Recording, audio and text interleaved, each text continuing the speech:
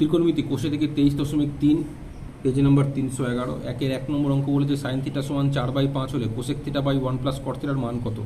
তো এই অঙ্কটা আমি দুরকমভাবে করাচ্ছি। তো আমি কোশ্চেনটা এখানে খাতায় লিখে নিয়েছি। সাইন থিটার মান আমাকে বলে দিয়েছে 4/5।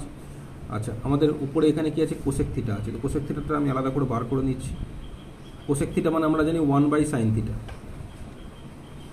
ঠিক আছে, সমান 1/sin থিটার মান আমরা এখানে এবার কোশ্চেনে বলে দিচ্ছে কত, 4/5 সমান 1 ভাগ 4/5। ভাগ থেকে যখন গুণ হবে এই 4/5টা উল্টে 5/4 হবে। তাহলে 5 একে 5/4, অর্থাৎ কোসেক থিটাই যে পড়েছিল এটার মান আমরা পেয়ে গেলাম 5/4।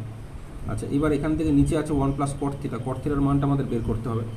তো কট থিটা মানে আমরা জানি cos theta by sine theta. তো সাইন থিটা তো আমরা পেয়ে গেছি, আমাদের কস থিটাটা বার করতে হবে। তো কস থিটা বার করার ফর্মুলা হচ্ছে √1 - sin স্কোয়ার থিটা সমান √1 - সাইন থিটার মান কোশ্চেনে 4/5 বলে দিয়েছে, তো 4/5 লিখলাম। এখানে স্কোয়ার আছে বলে স্কোয়ার দিলাম, সমান √1 - 4 স্কোয়ার মানে 4 4 16 বাই নিচে আছে 5 5 স্কোয়ার মানে 5 5 25 সমান 25 হয়ে যাচ্ছে আমার লসাগু। এখানে 25 কে 25, তার থেকে বিয়োগ 16।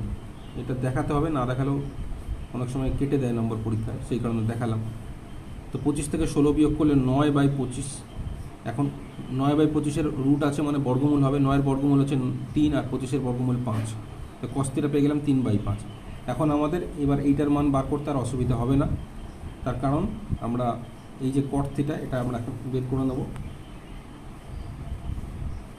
cot থিটা মানে হচ্ছে cos theta by sin theta.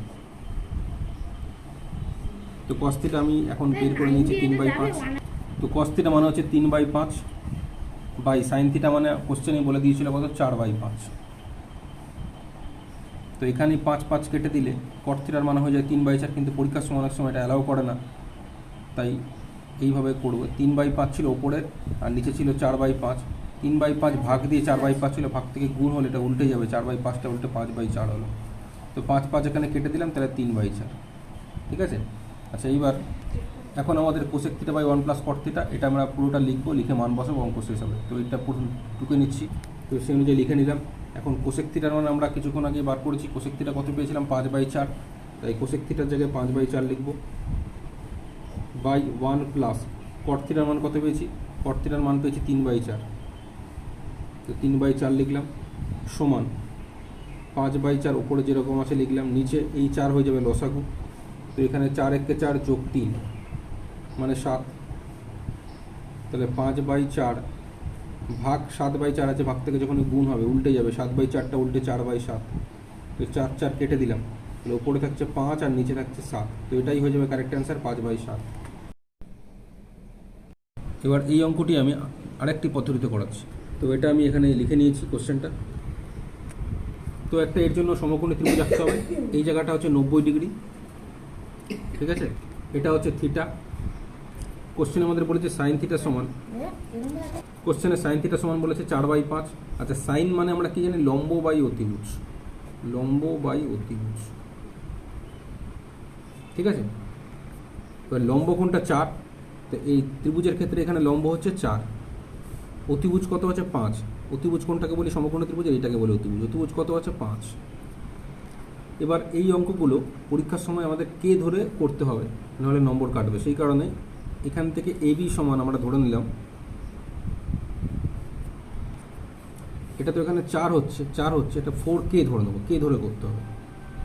এবং এসি আমরা কি পেয়েছি, 5 পেয়েছি, এসি মানে অতিভুজ 5 পেয়েছি, এটাকেও ধরে নেবো 5K। তাহলে এটা 4K হয়ে গেল, এটা 5K।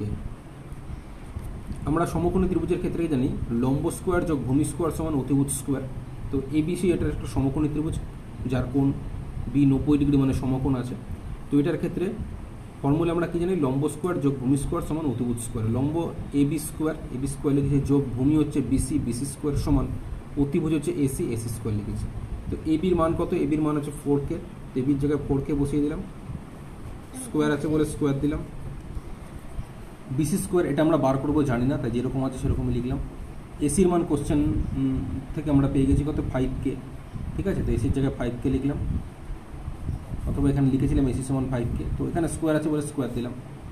তো বা 4k স্কোয়ার মানে 4 4 16, 16k square plus BC square সমান 5k স্কোয়ার মানে হচ্ছে 25k স্কোয়ার।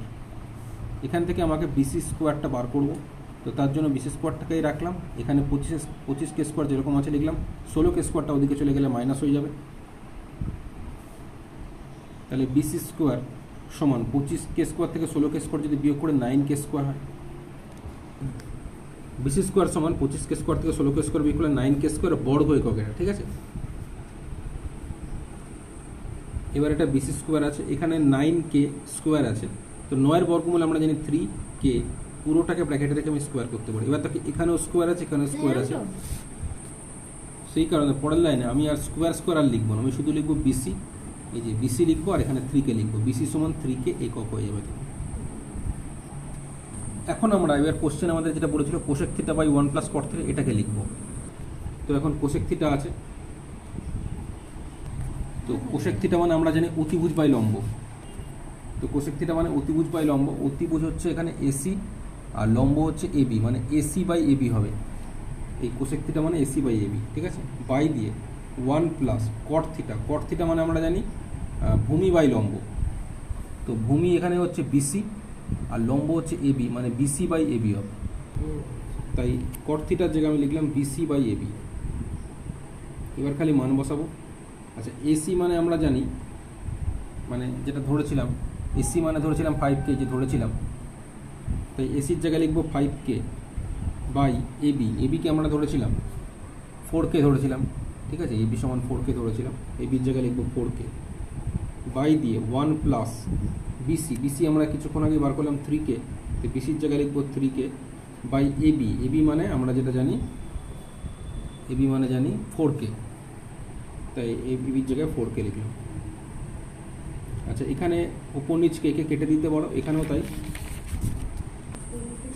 উপর নিচ কে কেটে দিলাম। তাহলে এখানে উপরে থাকছে 5/4 আর নিচে এখানে 4 লসাগু, 4 1 4 যোগ 3 মানে 7। এইবার এখানে 4 4 কেটে দিলে 5/7 উত্তর হয়ে যায়, কিন্তু আমাদের পরীক্ষার সময় না করে দেখালে নাম্বার কেটে দিতে পারে, সেই কারণে আমরা একটু করবো। এটা 5/4 লিখবো, ভাগ দিয়ে 7/4 হয়, তো গুণ দিয়ে যখন করবো 7/4টা উল্টে 4/7, তো এখানে 4 4 কেটে গেল। তাহলে উত্তর আমাদের হচ্ছে ওপরে থাকছে 5 আর নিচে থাকছে এই 7, তো 5/7 হয়ে যাচ্ছে আমাদের সঠিক উত্তর। এটাই হবে সঠিক উত্তর, ঠিক আছে।